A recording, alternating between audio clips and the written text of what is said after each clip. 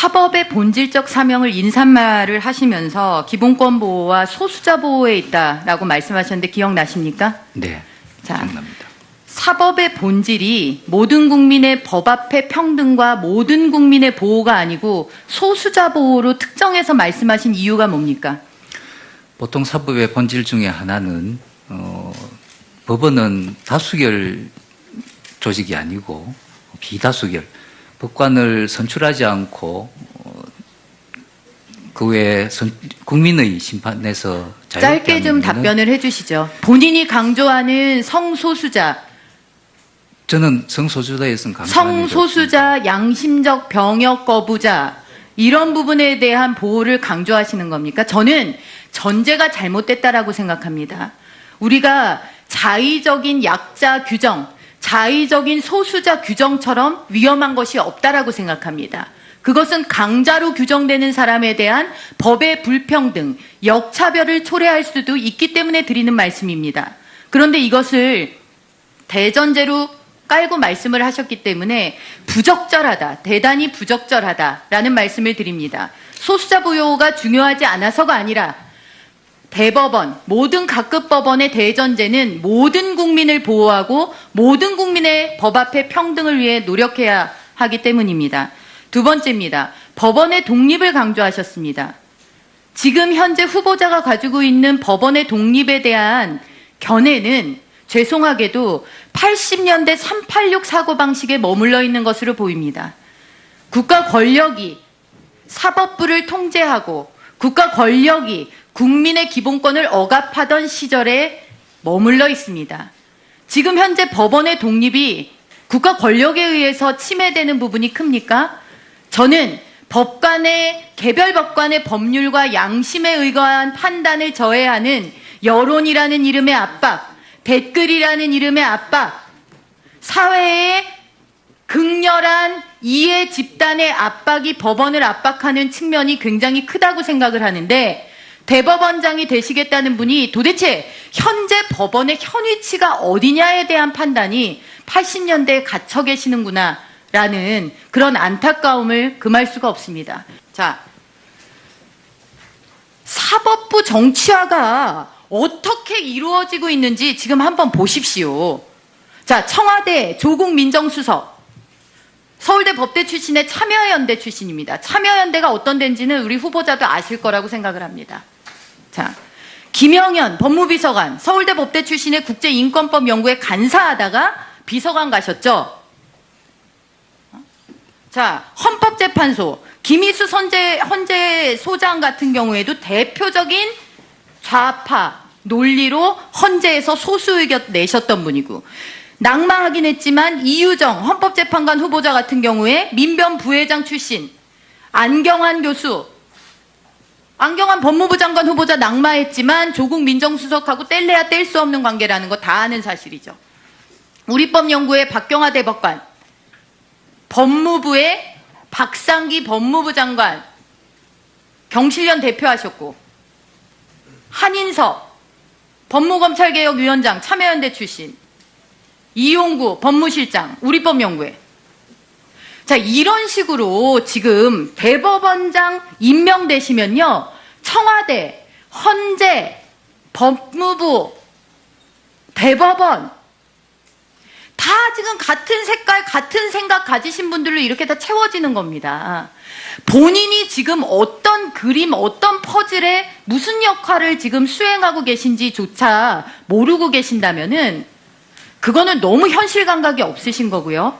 알고도 모르신다 그러면 떳떳하지가 못하신 겁니다. 저는 이 자리에 추경안에 대한 반대 토론을 하기 위해서 선 자유한국당 전희경 의원입니다.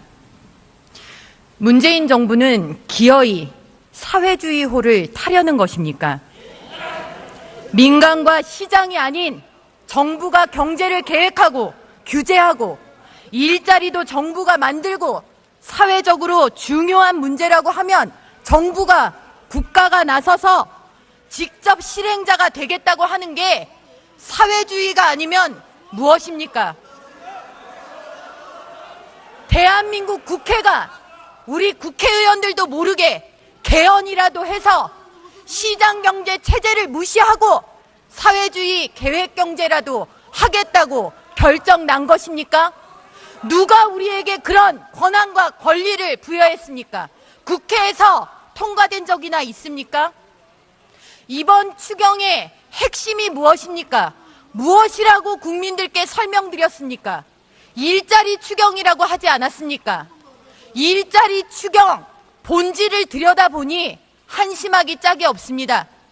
3개월에서 6개월짜리 알바, 사실상은 복지 정책에 불과한 것을 일자리로 포장, 젊은이들에게 희망 고문하다가 결국에는 도덕적 해이, 신용불량 사태 불을 벤처, 창업, 투자, 융자 이런 것들 하겠다고 추경, 일자리 추경이라고 국민을 기만했습니다.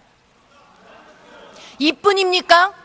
주먹구구식 계산, 주고받기식 타협, 야합 이런 것들을 통해서 일자리의 숫자가 줄어들고 이것만이라도 체면치레로 해달라는 그런 식의 협잡이 어떻게 국회에서 이루어질 수가 있습니까? 대한민국 국민들은 국가주도 계획경제, 그것이 불러오는 비극이 어떤지를 여러 나라의 사례를 통해서 이미 알고 있습니다. 우리는 그 배에 타고 싶지 않습니다. 더더군다나 우리의 미래 세대를 그 배에 태울 수는 더더욱 없는 일입니다. 기획재정부도 부끄러운지 아셔야 합니다. 국민들은 그동안 기획재정부를 국가재정의 수호자, 국가 곳간 지킴이로 인정하고 존중했습니다. 정부가 확대 정책을 필 때도 그것은 안 된다고 막는 직업 관료들의 철저한 전문성과 처절한 국가관을 신뢰했습니다. 이 추경안이 과연 기획재정부에서 보기에도 국민들 앞에 내어놓을 수 있는 추경안인지 반문해야 합니다. 공무원이 무엇입니까? 공무원이 무엇입니까? 공무원이 철밥통 임기 보장되는 유일한 직역이고 퇴직 후에도 국민들이 부러워하는 공무원 연금을 통해서 자자손손 그래도 국가가 어려워도 잘 먹고 살 수 있는 발판을 가진 사람들 아닙니까? 더 어려운 국민들이 많은데 어떻게 이런 공무원 일자리를 세금 투하해서 만들겠다는 뻔뻔한 주장을 국민들 앞에 내어놓을 수가 있는 것입니까? 문재인 정부는 당장의 인기, 사탕 발림만 중요하고 국가의 50년, 100년 우리 미래 세대의 고통은 보이지 않는 것입니까? 저는 조만간 가까운 미래에 우리의 자녀들이, 후대들이 자신들의 부모에게 묻는 날이 올 것이라고 생각합니다. 엄마, 아빠, 우리나라가 과거에는 잘 살던 나라였다는데 오늘날 우리는 왜 이렇게 못 살고 가난한 나라가 되었냐고. 그때 우리는 역사에 기록될 것입니다. 이번 추경안이 통과된다면 문재인 정부의 20대 국회가 추경이라는 이름으로 국가 재정의 곳간의 빗장을 풀고 공무원을 세금으로 늘리는 해서는 안 되는 상자를 열었기 때문이라고 우리는 역사에 기록될 것입니다. 존경하는 국민 여러분, 우리는 본질을 보아야 합니다. 누가 이 나라에 고통을 주는 세력인지를 보아야 합니다. 동료 의원 여러분들의 현명한 판단을 대한민국에서 두 아이를 키우며 살아가는 여성이자 엄마로서 그리고 지금보다 더 잘 살고 강한 대한민국을 우리 아이들에게 물려주고 싶은 국민의 한 사람으로서 홍준표 후보야말로 지금 우리에게 꼭 필요한 대통령임을 말씀드리는 것입니다. 간단하게 좀 답변을 해주시기 바랍니다. 후보자는 본인을 학자로 규정을 하십니까? 아니면 사회운동가 혹은 혁명가로 규정을 하십니까? 저는 교육감 하기 전에는 학자였습니다. 그 다음은요? 학자였습니다. 학자로서 활동을 한 겁니다. 학자라고 말씀을 하시면 오전에서 논의된 후보자의 연구 및 연구 결과물에 대한 여러 지적들에 대해서 다른 학자들의 지탄을 받으실 수 있다는 내용을 상기하시기 바랍니다. 자, 사회운동가 혁명가의 측면에서 한번 말씀을 드려볼게요. 본인의 활동이 그러신 것 같으니. 자, 자유의 한계가 있습니까? 없습니까? 김상곤 후보자님, 자유의 한계가 있습니까? 없습니까? 기본적으로 국민이 누려야 될 자유는 헌법과 간단하게 좀 법령에 말씀을 하시죠. 의해서 예. 이제 또 여러 가지 제약을 한계가 받는 있죠. 거죠. 헌법과 법이 정한 테두리 내에서 누려져야 하는 것이죠. 예. 자유는. 자, 후보자께서는 방어적 민주주의 개념을 알고 계십니까? 방어적 민주주의. 잘 모르시는 것 모르겠습니다. 같으니까 예. 제가 설명을 드리겠습니다. 민주주의라는 형식 논리를 이용해서 악용해서 민주주의라는 것을 파괴하는 민주주의의 적들을 막기 위해 한 국가, 한 공동체가 민주주의, 헌법을 지키는 수단으로서 도입된 개념입니다. 방어적 민주주의가 법적으로 제도화된 사례가 뭔지 아십니까? 위헌정당 해산제도입니다. 나중에 이 부분에 대해서 조금 더 보시도록 하죠. 자, 후보자께서는 교육부 장관 후보자이기시도 하지만 부총리 후보자이시기도 하죠. 예, 흔히 그렇습니다. 사회부총리라고 하죠. 예, 자, 사회부총리에 관할 범위를 알고 계십니까? 교육 뭘 문화, 하시죠? 예. 사회와 관련되는 재반 사안, 재반 부처를 조정하고 이제 조율하는 역할을 합니다. 그렇죠. 사회 관련된 거 하시죠. 지금 보면 교육사회 및 문화관계장관 회의 규정을 보면 본인 사회부총리가 그 주재하는 회의에 들어가는 사람이 기획재정부 장관, 그러니까 교육부 장관, 미래창조과학부 장관, 행정자치부 장관, 문화체육관광부 장관, 보건복지부 장관, 환경부, 고용노동부, 여가부, 국무조정실장 및 대통령 비서실의 교육사회 및 문화정책을 보좌하는 수석비서관 다 들어가게 돼 있습니다. 얼마나 넓은 범위를 포괄하는 위치가 사회부총리인지 아시겠어요? 예, 알고 있습니다. 정부조직법상의 권한, 대통령 권한대행 순위로도 지금 보면은 대통령, 국무총리, 경제부총리, 사회부총리 이 순으로 권한대행을 할 수 있게 되어 있죠. 예, 알고 있습니다. 자, 본인이 지금 후보자가 되신 자리가 대한민국에서 그렇게 막중한 자리라는 겁니다. 자, 그럼 그 자리에 본인이 계실 수 있는지 한번 보시죠. PPT 띄워보세요.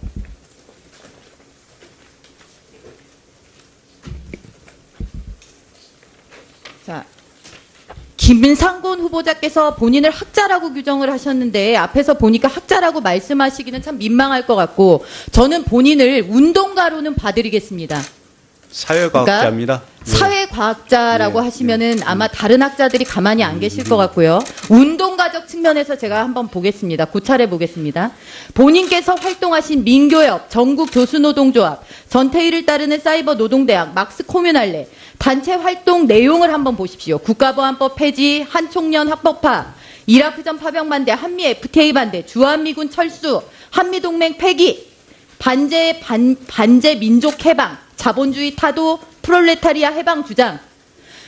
본인이 활동해 오신 단체 궤적이 전부 이렇습니다. 자, 다음. 주요 발언 및 성명 내용을 한번 보실까요? 민족의 화합과 평화를 저해하고 국민 대중의 재방 권리를 제한해온 악법주의 압법, 국가보안법 폐지를 요구하고자. 자, 공동선언 내용이죠. 평화시대 역행하는 국가보안법 폐지하라. 강정구 교수는 무죄다. 성명서 이런 내용 발표하셨고 자본의 족쇄를 거부하고 사회주의를 상상하자. 전태일을 따르는 사이버 노동대학 슬로건이자 본인이 졸업실에게서 강조하신 축사의 내용입니다. 더 나아가서 사회주의적 이행이 아니면 백약이 무효일지도 마찬가지 축사 내용입니다. 다음 넘어가 주시죠. 자, 본인이 직접 낭독한 광복 60주년 민족 자주와 평화를 위한 선언문 내용입니다. 광복 60년이 되는 오늘에도 우리가 완전한 독립을 이야기하지 못하는 데는 불평등하고 종속적인 대미관계 탓이 크다. 우리는 미군 없는 한반도를 적극적으로 준비해 나가야 한다. 대미 종속에서 벗어나 주권국가다운 자주성을 확보하고 등 되어 있습니다. 자, 후보자의 활동은 어떻게 이렇게 천편일률적으로 한 방향만 향하고 있습니까? 대한민국이 추구하는 자유민주적 기본질서, 시장경제 질서에 반하는 단체, 그 단체의 주장들로 점철된 본인의 사회운동가의 활동 경력, 이 길로 그냥 가셔야죠. 어떻게 이런 분이 정부의 수장을 맡고 사회부총리를 맡고 그 많은 부처를 관할하고 그 많은 정책을 총괄하는 자리에 오를 수가 있습니까? 제안이 와도 저는 너무나 한쪽 방향으로 깊숙이 들어갔던 사람이기 때문에 정부, 최소한의 그래도 연속성이라든지 정책의 안정성이 있어야 되는 정부에는 부적절합니다라고 얘기하는 것이 도의 아닙니까? 그게 문재인 정부에 대한 예의 아니었을까요? 다음입니다. 자, 제가 김상곤 후보자께 제 전문성으로 무언가 말씀을 드리기에 부족할 것 같아서 찾다 보니까 좋은 내용이 있어서 제가 대신 읽어드립니다. 피청구인 주도 세력은, 여기서 말하는 피청구인 주도 세력은 통진당입니다. 우리나라를 미국과 외세에 예속된 천민적 자본주의 또는 식민지 반자본주의 사회로 인식하고 있고, 자유민주주의 체제가 자본가 계급의 정권으로서 자본가 내지 특권적 지배계급이 국가 권력을 장악하여 민중을 착취 수탈하고 민중의 주권을 실질적으로 강탈한 구조적 불평등 사회로 인식하고 있다. 통진당 1에서 해산됐습니다. 피청구인 주도 세력 통진당은 최종적으로 사회주의를 실현한다는 목적을 가지고 있다. 북한의 대남혁명 전략과 거의 모든 점에서 전체적으로 같거나 매우 유사하다. 새겨 들으시기 바랍니다. 그 자리에 계셔서는 안 된다라고 생각됩니다. 그 자리에 계셔서는 안 된다라고 생각됩니다. 제가 한 말씀 드려도 되나요? 예. 안 된다라고 생각됩니다. 지금 후보자께서 해놓으신 일이, 자 보시죠. 후보자께서 버려놓은 일들이 다음입니다. 자, 이따 보충 질문, 보충 질문 하시죠. 예. 저게 2015년에 광화문 한복판을 불법 폭력 집회로 물들였던 민주노총 주도의 집회에서 우리 고3 여학생이, 경기도 고등학교 여학생이 한 발언입니다. 저는 프롤레타리아 계급입니다. 프롤레타리아 레볼루션밖에는 이 사회의 문제를 해결할 수 있는 방법이 없습니다. 후보자께서 그 자리에 가시면은요, 대한민국의 학생들이 저런 인식을 갖게 됩니다. 후보자께서 평생 바쳐 일하신 그런 열정과 투지가 저런 세상을 향해 열려 있는 거잖아요. 대한민국이 이대로 떠내려가는 것 아닌가 걱정하시는 분들이 많이 계십니다. 지난해 10월 이후 오늘에 이르기까지 대한민국의 자화상은 과연 우리가 세계 10위권의 경제 대국인가? 가장 많은 고등교육 이수자를 가진 나라가 맞는가 하는 것을 되묻게 하고 있습니다. 박근혜 정부에서는 기존의 거민정 한국사 교과서의 좌편향의 심각성을 깨닫고 이를 바로잡기 위해서 올바른 역사교과서, 즉 국가가 주도해서 만드는 국정교과서를 만드는 작업에 착수했습니다. 그리고 그것이 이제 나와서 세상의 평가를 받고 학생들에게 가르쳐질 수 있는 길이 열렸습니다. 정치권이 시끄럽다 보니 한발 양보해서 연구학교로 지정하는 학교에 대해서 자율적으로 가르치고, 또 2018년도부터는 국검정을 혼용해서 가르칠 수 있는 방안도 내놓았습니다. 그런데 지금 일부 좌편향 교육감들이 이런 연구학교 지정을 방해하고 시민단체라는 이름, 지역 언론이라는 이름을 달고 각급 학교의 연구학교 지정을 방해하고 있습니다. 권한대행께서는 이 사실을 알고 계십니까? 며칠 전에 보도도 났습니다만은 그런 일이 있었던 것으로 알고 있고, 의원님 잘 아시다시피 역사 교과서 본래 검정 체계로 되어 있던 거 아닙니까? 그렇습니다. 오랜 기간 검정으로 운영을 해왔는데, 그 전에는 물론 이제 국정이었었습니다. 그것이 이제 검정으로 바뀌어서 그 십수년을 이제 운영을 해 보니까 심각한, 특히 이 역사 교과서에 관해서는 심각한 편향성이 발견이 됐습니다. 2013년도에 검토를 해보니까 그 당시에 7종의 교과서가 있었는데 거기에 2000여 건의 오류가 있었고 편향이 있었습니다. 이렇게 해서는 안 되겠다 해서 그걸 고쳐가는 노력을 한 2년 굉장히 애를 많이 써서 고쳐보고자 했습니다. 그런데 검정 체제로는 고쳐지지 않았습니다. 편향성이 개선되지 않았습니다.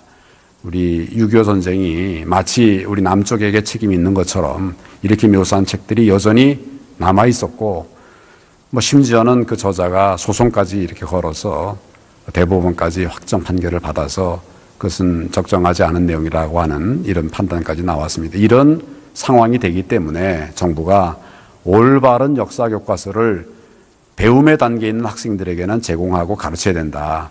이런 판단하에 올바른 역사 교과서를 만들고자 한 것입니다. 그런데 그 체제에 관해서 국정을 걱정하는 분들이 계시기 때문에 뭐 나라가 이걸 국정이라고 지을 수 있는 것, 저술할 수 있는 건 아니지 않습니까? 그러니까 균형 있는 전문가들을 통해서 올바른 역사 교과서를 만들자 하는 것이 정부의 방침이었습니다.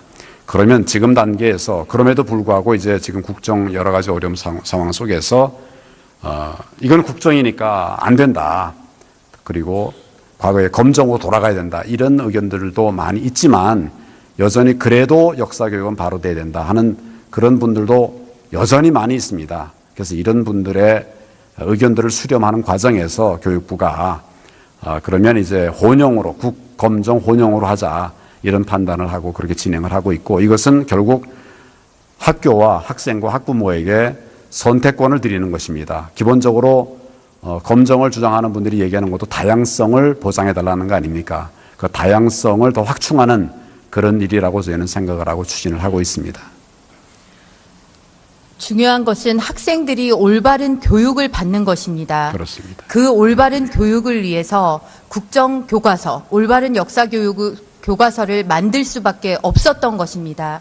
이제 그것이 최종 학교에 도달되는 과정에서 국가 권력이 아닌 민간의 이름을 달고 다른 학교와 교장, 교사들에게 심리적 압박과 겁박을 통해서 지정 방해를 하는 일이 없도록 교육감과 그리고 일선 학교의 당부와 그리고 열심히 지켜봐 주실 것을 당부드립니다. 그렇게 하시겠습니까? 네, 교육부 장관께서도 오늘 아마 그 담화를 통해서 그런 부분을 명백하게 밝힌 것으로 알고 있습니다. 지금 이 부분은 어린 학생들이 교육을 받는 역사 교과서에 관한 문제입니다.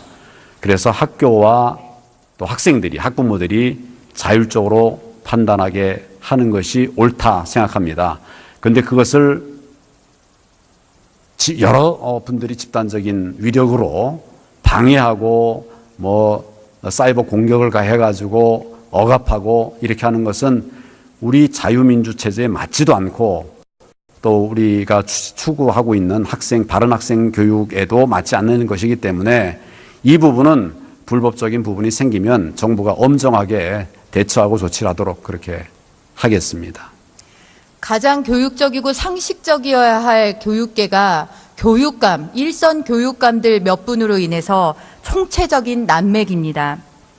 시국선언 교사는 명백히 국가공무원법을 위반한 것입니다. 교원의 정치적 중립 의무를 저버린 것입니다. 이런 교사들, 교원들을 징계해야 할 교육감들이 이를 이행하지 않으면서 오히려 정부의 훈포장을 상신하는 것이야말로 정상적이지 않은 행위입니다. 일탈입니다. 그런데 이것을 국가인권위원회에서 차별이라는 이름을 달았습니다. 그러면 법을 지키고 열심히 아이들을 가르치는 일선의 교사들과 명백한 위법을 한 교사들을 달리 취급하는 것을 차별이라고 보아야 하는 것입니까? 권한대행께서는 어떻게 생각하십니까? 차별은 합리적 합법적 근거에 의해서 그럼에도 불구하고 부당한 처우가 있는 것을 차별이라고 합니다. 합리적인 차이는 차별과 전혀 다르다고 생각을 합니다. 지금 전교조는 교사들의 모임 아닙니까? 교사들에게는 교사로서의 책임이 있습니다. 그것을 규정한 법률들이 있기 때문에 공무원들은 교사뿐만 아니라 공무원들은 법에 따라서 그렇게 합법적인 활동을 해야 되는데 전교조가 그렇게 하지 못한 부분이 있어서 법에 어긋나는 부분에 대해서 제재하고 있는 부분이 있습니다. 그러면 그것을 함께 따르고 법을 존중하는 것이 옳지, 법을 어기면서 그것을 인정해라. 이거는 합당치 않다고 생각합니다. 저는 오늘 대정부 질문 과정에서 일부 야당 의원들의 언어 도단을 목격했습니다. 인권을 강조하고 다양성을 강조한다는 사람들에 의해서 오히려 인권이, 다양성이 묵살되는 것을 보았습니다. 일례로 태극기 집회 알고 계시죠? 알고 있습니다. 촛불에 대해서 비판하면 극악무도한 민주주의에 대한 도전이라고 이야기하면서 그 많은 태극기 민심에 대해서는 일당을 받고 동원됐다라고 매도하는 것이 과연 민주사회의 일원으로서 합당한 태도일까요? 권한대행께서는 어떻게 생각하십니까? 사회적 책임이 있는 분들의 판단은 객관적인 자료 증거에 입각한 합리적인 판단이어야 된다고 생각을 합니다. 그렇습니다. 전경련과 일부 기업이 시민단체를 지원해서 이 시민단체들이 관변 집회를 열고 있다, 관제 데모를 하고 있다라는 비판에 대해서도 한 말씀 드립니다. 매우 합리적으로 추론해 볼 때 노총, 민노총, 전교조의 맹비가 그쪽에 편향된 시민단체로 지원이 되고 이들이 집회를 하고 있다는 추론도 역시 가능한 것 아닙니까? 이것에 대해서는 왜 이야기를 하지 않는 것입니까? 권한대행께서는 이 부분에 대해서 어떻게 생각하십니까? 예, 그런 부분들은 여러 의견들이 있는데 제가 그분들의 의견에 대해서 일일이 다 말씀을 드리는 것은 부적절하다고 생각합니다. 다시 한번 당부드립니다. 정부가 끝까지 소신을 가지고 국민들 앞에 당당히 내어놓은 정책들이 실현될 수 있도록 공직사회의 의지와 기강을 다시 한번 확고히 해주시고 국민들께도 끝까지 이 점을 알려주시기를 당부드립니다. 정부가 추진하는 정책들은 국민을 위한, 국민을 기준으로 한 정책들입니다. 그 부분들 가운데 명백하게 잘못된 부분이 드러난다면 그것은 보완을 해야 됩니다. 수정을 해야 됩니다. 그렇지만 그런 것이 아니면 우리 어느 정부, 어느 국가가 됐든 국민들을 위한 이런 정책들은 흔들림 없이 그렇게 추진되어야 한다고 생각을 하고 저도 우리 공무원들과 함께 그런 자세를 견지하도록 흔들림 없이 노력하겠습니다. 네, 감사합니다. 들어가셔도 좋습니다.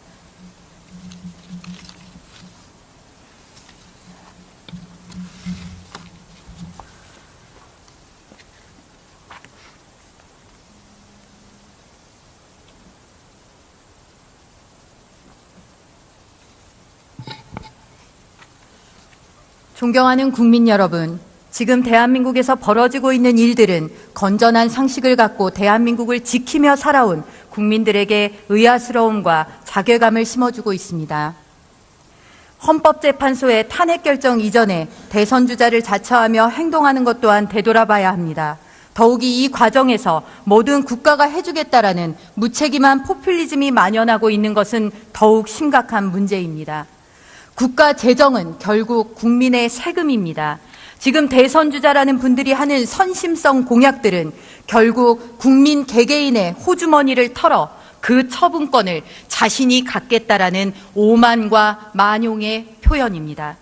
2017년 오늘의 대한민국은 우리가 그동안 양적 팽창과 성장에 매진하는 동안 구조적으로 취약했던 부분을 꺼내어 보여주고 있습니다. 대한민국은 누가 뭐라 해도 어둠에서 빛을 일궈낸 나라이고 세계에서 가장 절망적인 가운데 희망을 써내려간 나라입니다. 우리는 스스로 자랑스러워할 자격이 충분한 국민들입니다. 잠깐의 어둠이 우리의 전부인 양, 본질인 양 절망에서도 분노를 위한 분노를 끌어내려는 사람들에게 휘둘려서도 안 됩니다. 지금 우리는 이 먹구름이 거치고 나면 또 한 단계 도약하기 위해 무엇을 해야 할지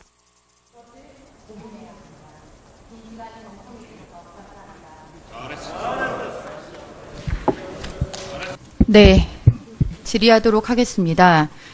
지금 PPT 좀 띄워봐 주시죠. 문재인 정부 출범 이제 며칠 후면은 6개월입니다. 6개월 동안 과연 국민들의 머릿속에 국민들께 무엇으로 각인이 되었나 보니까 한 3가지 정도인 것 같습니다. 아메리카노, 반려견과 산책, 그리고 치맥입니다.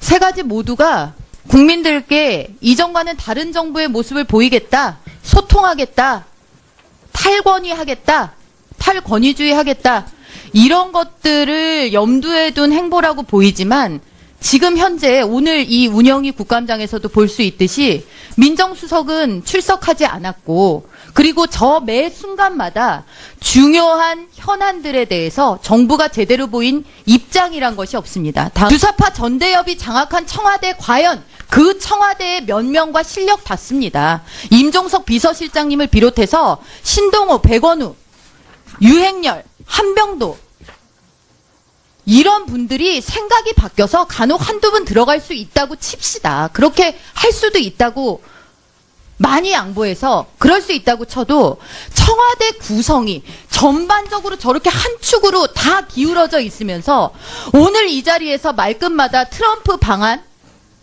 방안의 중요성 때문에 이런 말씀을 운운하시는 것이 저는 얼마나 이율배반적인가 싶습니다. 의원님. 전대협의 의원님. 말씀 들으시고 하십시오. 전대협의 답변 시간을 주시는 전문가, 겁니까? 네, 다 들으신 다음에 하십시오. 전대협의 강령과 회칙을 보면 전대협 강령 전문에는 미국을 반대하고 모든 외세에 부당한 등등 해서 반미, 민족과 민중에 근거한 진보적 민주주의 구현을 밝히고 있습니다. 지금 청와대에 들어가 있는 전대협의 많은 인사들이 이런 사고에서 벗어났다는 어떠한 증거도 없습니다. 이런 사람들이 트럼프 방안에 대해서 얘기를 한다? 과연 트럼프 방안에 맞춰서 반미 운동하겠다, 시위하겠다라고 하는 분들의 생각과 무엇이 다른지 알 수가 없습니다. 더더군다나 지금 전대협에서 얘기한 이 진보적 민주주의는 헌법재판소에서 통진당 해산 판결의 주요 이유였습니다. 이것이 북한식의 사회주의를 추종하는 것이다. 이런 것에 대해서 전혀 입장 정리도 안 되신 분들이 청와대 내에서 일을 하시니까 인사참사 발생하고 커피 들고 치맥하는 게 중요한 게 아닌데 그런 거 하느라고 지금 정작 중요한 안보, 경제 하나도 못 챙기는 겁니다. 사회부총리는 더 심각합니다. 이분은 온통 반대한민국적인 주의와 주장으로 점천될 길을 걸었고 국회에서 그렇게 많은 부적격 사유를 제시했음에도 불구하고 인사 강행됐습니다. 이런 분이 교육부총리로 교육을 틀어지고 있습니다. 이것에 대해서도 청와대는 아무런 입장과 국민들에 대한 최소한의 설득 노력도 하고 있지 않습니다. 지금 저게 북한의 대변인이지 이게 지금 우리나라 초유의 안보 상황에 대통령을 보좌하는 특별 보좌역의 입에서 나올 수 있는 얘기입니까? 북 핵보유국, 동결전제 한미훈련 중단, 정전협정을 평화협정으로 전환해야 된다. 사드가 해결되지 않으면 한미동맹 깨진다는 인식이 있는데 그렇다면 무슨 그게 동맹이냐. 남북대화하는데 북미대화 조건과 맞출 필요는 없다. 보좌 받을, 예의 지키십시오. 예의 지키십시오. 이런 사람 보좌를 받으려고 하는 것입니까? 이런 식의 보좌를 받으시려고 뽑아놓은 거 아닙니까? 얘기하는데. 자, 질의가 진행되지 않습니다. 잠깐만 중단해 주십시오. 의원님들 질의 중이기 때문에 일단 이렇게 문제투성이에 청와대에서 정책을 위반하고 그것을 각 부처에 하달을 하면서 하니까 지금 이 정부에 대해서 불신이 싹 트는 겁니다. 특히나 이 정부의 대북관과 대미관에 대해서는 전혀 신뢰할 수가 없습니다. 그리고 심지어 정의용 안보실장님, 도대체 문정인 특보의 이런 발언에 송영무 장관은 왜 보내신 겁니까? 답변은 네? 자, 답변해 보십시오. 저 실장님부터 답변해 주세요. 저부터 답변 드릴까요? 아니, 비서실장님부터. 의원님 말씀에 매우 유감입니다. 제가 50하국, 60하국 때 자, 질의 질의에 대한 답변 시간이기 때문에 답변만 듣겠습니다. 저는 전희경 의원님 말씀에 매우 모욕감을 느끼고 아주 강력한 유감의 뜻을 표합니다. 5공화국, 6공화국 때 정치 군인들이 광주를 짓밟고 민주주의를 유린하고 할 때 제가 의원님께서 어떻게 사셨는지 살펴보지는 않았습니다. 그러나 지금 의원님께서 거론하신 대부분의 그 사람들이 일단은 제 답변 인생을 걸고 삶을 걸고 민주주의를 위해서 노력했습니다. 의원님께서 그렇게 말씀하실 정도로 부끄럽게 살지 않았습니다. 의원님들 5공화국, 6공화국 때 정치 군인들이 광주를 짓밟고 민주주의를 유린하고 할 때 제가 의원님께서 어떻게 사셨는지 살펴보지는 않았습니다. 5공화국, 6공화국 때 정치 군인들이 광주를 짓밟고 민주주의를 유린하고 할 때 제가 의원님께서 어떻게 사셨는지 살펴보지는 않았습니다.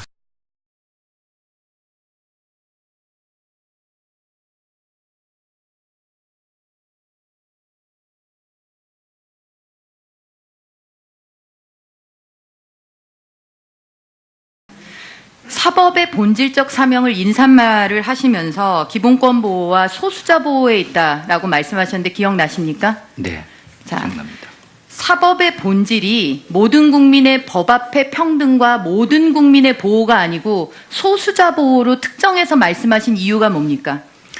보통 사법의 본질 중에 하나는 법원은 다수결 조직이 아니고 비다수결, 법관을 선출하지 않고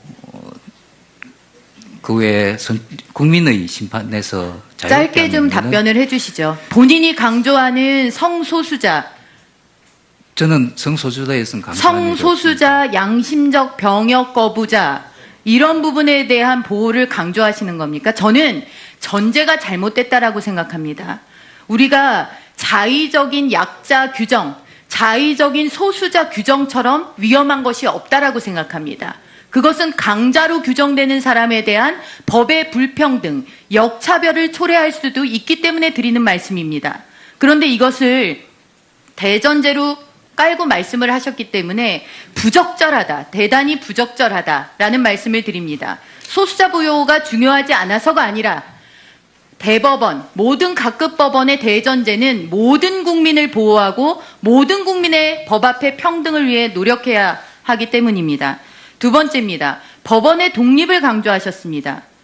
지금 현재 후보자가 가지고 있는 법원의 독립에 대한 견해는 죄송하게도 80년대 386 사고방식에 머물러 있는 것으로 보입니다. 국가 권력이 사법부를 통제하고 국가 권력이 국민의 기본권을 억압하던 시절에 머물러 있습니다. 지금 현재 법원의 독립이 국가 권력에 의해서 침해되는 부분이 큽니까? 저는 개별 법관의 법률과 양심에 의거한 판단을 저해하는 여론이라는 이름의 압박, 댓글이라는 이름의 압박, 사회의 극렬한 이해 집단의 압박이 법원을 압박하는 측면이 굉장히 크다고 생각을 하는데 대법원장이 되시겠다는 분이 도대체 현재 법원의 현위치가 어디냐에 대한 판단이 80년대에 갇혀 계시는구나 라는 그런 안타까움을 금할 수가 없습니다. 자, 사법부 정치화가 어떻게 이루어지고 있는지 지금 한번 보십시오. 자, 청와대 조국 민정수석, 서울대 법대 출신의 참여연대 출신입니다. 참여연대가 어떤 데인지는 우리 후보자도 아실 거라고 생각을 합니다. 자, 김영현 법무비서관, 서울대 법대 출신의 국제인권법 연구에 간사하다가 비서관 가셨죠? 자, 헌법재판소, 김희수 헌재 소장 같은 경우에도 대표적인 좌파 논리로 헌재에서 소수 의견 내셨던 분이고, 낙마하긴 했지만 이유정 헌법재판관 후보자 같은 경우에 민변 부회장 출신, 안경환 교수, 안경환 법무부 장관 후보자 낙마했지만 조국 민정수석하고 뗄래야 뗄 수 없는 관계라는 거 다 아는 사실이죠. 우리법연구회 박경화 대법관, 법무부의 박상기 법무부 장관, 경실련 대표하셨고, 한인석 법무검찰개혁위원장 참여연대 출신, 이용구 법무실장 우리법연구회. 자, 이런 식으로 지금 대법원장 임명되시면요, 청와대, 헌재, 법무부, 대법원 다 지금 같은 색깔, 같은 생각 가지신 분들로 이렇게 다 채워지는 겁니다. 본인이 지금 어떤 그림, 어떤 퍼즐에 무슨 역할을 지금 수행하고 계신지조차 모르고 계신다면은 그거는 너무 현실 감각이 없으신 거고요. 알고도 모르신다 그러면 떳떳하지가 못하신 겁니다. 저는 이 자리에 추경안에 대한 반대 토론을 하기 위해서 선 자유한국당 전희경 의원입니다. 문재인 정부는 기어이 사회주의호를 타려는 것입니까? 민간과 시장이 아닌 정부가 경제를 계획하고 규제하고 일자리도 정부가 만들고 사회적으로 중요한 문제라고 하면 정부가 국가가 나서서 직접 실행자가 되겠다고 하는 게 사회주의가 아니면 무엇입니까? 대한민국 국회가 우리 국회의원들도 모르게 개헌이라도 해서 시장경제 체제를 무시하고 사회주의 계획경제라도 하겠다고 결정 난 것입니까? 누가 우리에게 그런 권한과 권리를 부여했습니까? 국회에서 통과된 적이나 있습니까? 이번 추경의 핵심이 무엇입니까? 무엇이라고 국민들께 설명드렸습니까? 일자리 추경이라고 하지 않았습니까? 일자리 추경 본질을 들여다보니 한심하기 짝이 없습니다. 3개월에서 6개월짜리 알바, 사실상은 복지정책에 불과한 것을 일자리로 포장, 젊은이들에게 희망 고문하다가 결국에는 도덕적 해이, 신용불량 사태 불을 벤처, 창업, 투자, 융자 이런 것들 하겠다고 추경, 일자리 추경이라고 국민을 기만했습니다. 이뿐입니까? 주먹구구식 계산, 주고받기식 타협, 야합 이런 것들을 통해서 일자리의 숫자가 줄어들고 이것만이라도 체면치레로 해달라는 그런 식의 협잡이 어떻게 국회에서 이루어질 수가 있습니까? 대한민국 국민들은 국가주도 계획경제, 그것이 불러오는 비극이 어떤지를 여러 나라의 사례를 통해서 이미 알고 있습니다. 우리는 그 배에 타고 싶지 않습니다. 더더군다나 우리의 미래 세대를 그 배에 태울 수는 더더욱 없는 일입니다. 기획재정부도 부끄러운지 아셔야 합니다. 국민들은 그동안 기획재정부를 국가 재정의 수호자, 국가 곳간 지킴이로 인정하고 존중했습니다. 정부가 확대 정책을 필 때도 그것은 안 된다고 막는 직업 관료들의 철저한 전문성과 처절한 국가관을 신뢰했습니다.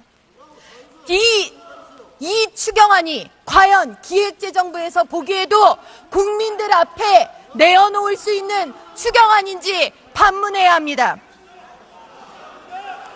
공무원이 무엇입니까? 공무원이 무엇입니까? 공무원이 철밥통 임기 보장되는 유일한 직역이고 퇴직 후에도 국민들이 부러워하는 공무원 연금을 통해서 자자손손 그래도 국가가 어려워도 잘 먹고 살 수 있는 발판을 가진 사람들 아닙니까? 더 어려운 국민들이 많은데 어떻게 이런 공무원 일자리를 세금 투하해서 만들겠다는 뻔뻔한 주장을 국민들 앞에 내어놓을 수가 있는 것입니까? 문재인 정부는 당장의 인기, 사탕 발림만 중요하고 국가의 50년, 100년 우리 미래 세대의 고통은 보이지 않는 것입니까?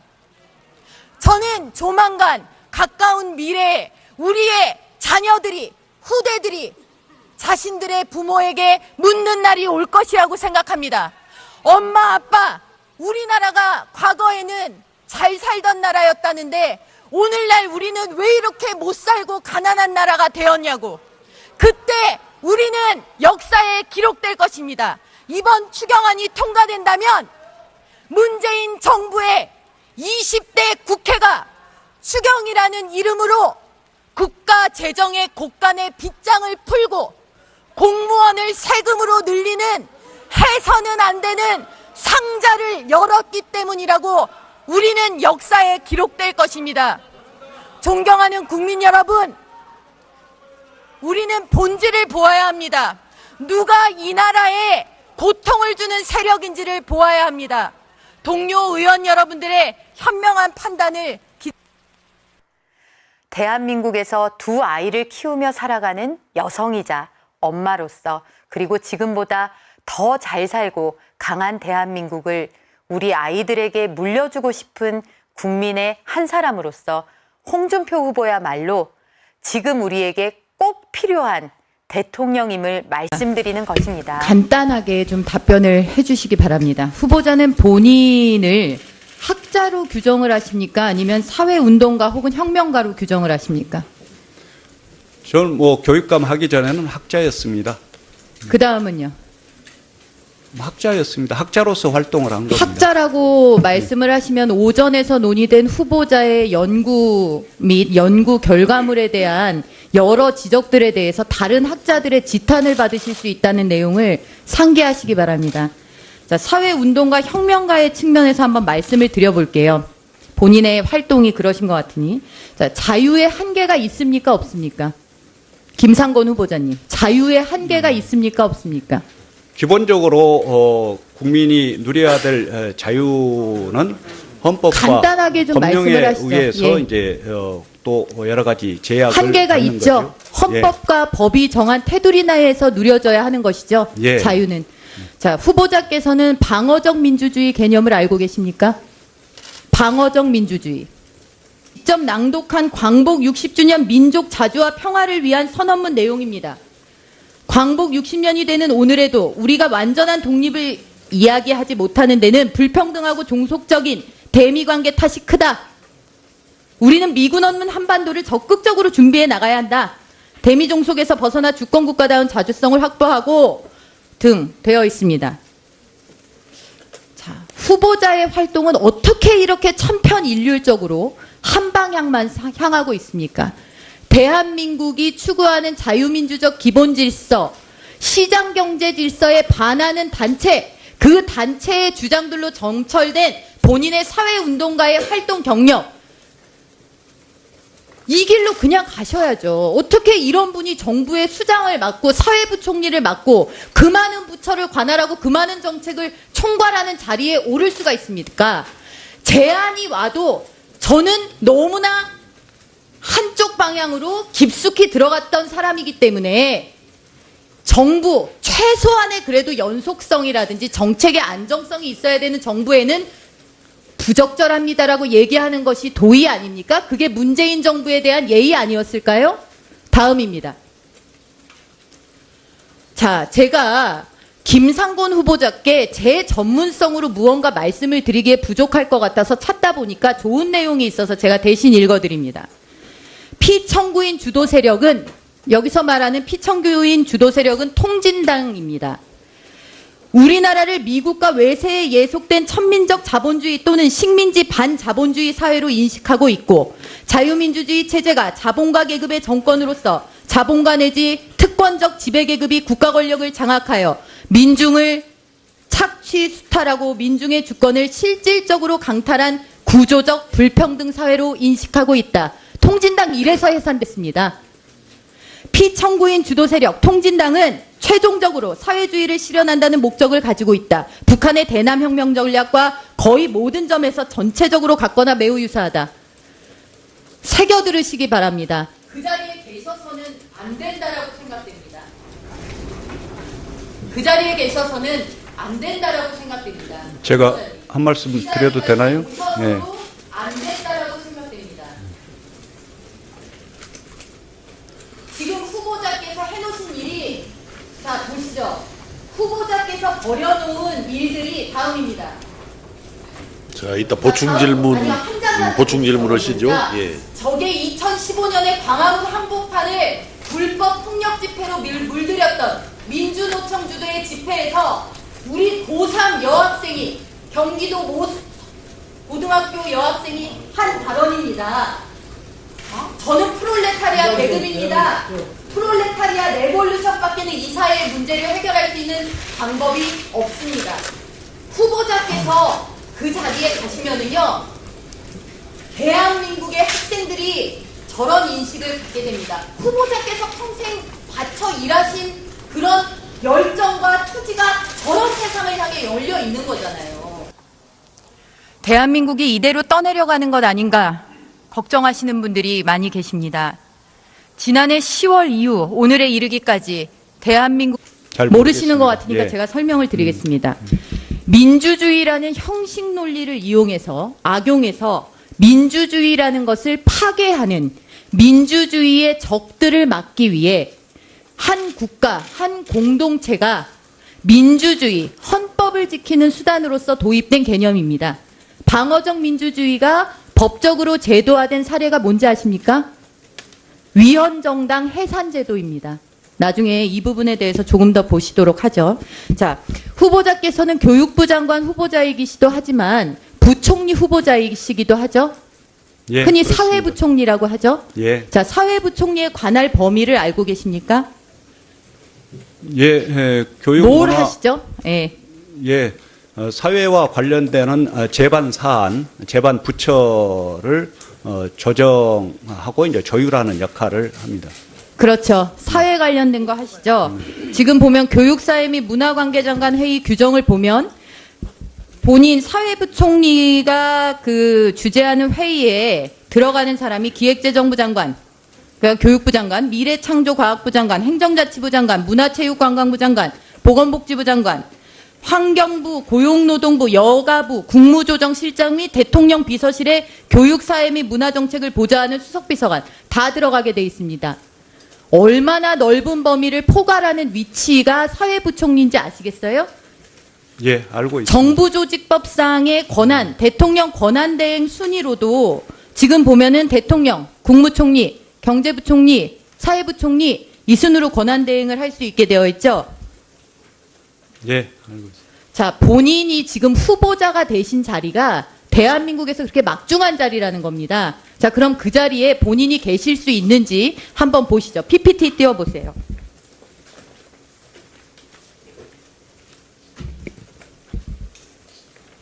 자, 김상곤 후보자께서 본인을 학자라고 규정을 하셨는데 앞에서 보니까 학자라고 말씀하시기는 참 민망할 것 같고 저는 본인을 운동가로는 봐드리겠습니다. 사회과학자입니다. 그러니까 사회과학자라고 예, 하시면은 아마 다른 학자들이 가만히 안 계실 것 같고요. 운동가적 측면에서 제가 한번 보겠습니다. 고찰해 보겠습니다.